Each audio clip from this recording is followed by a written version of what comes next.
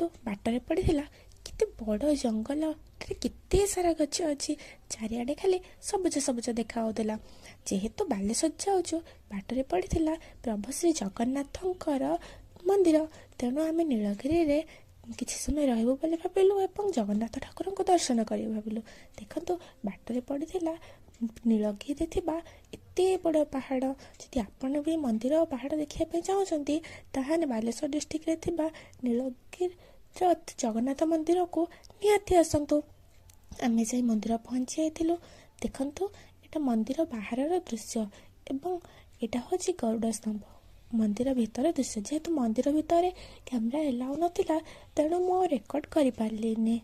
ଯଦି ଆପଣମାନେ ଏମିତି ଭିଡ଼ିଓ ଦେଖିବା ପାଇଁ ଚାହୁଁଛନ୍ତି, ତାହେଲେ ମୋ ଚ୍ୟାନେଲକୁ ଲାଇକ୍, ସେୟାର, ସବସ୍କ୍ରାଇବ୍ କରିଦିଅନ୍ତୁ। ଧନ୍ୟବାଦ।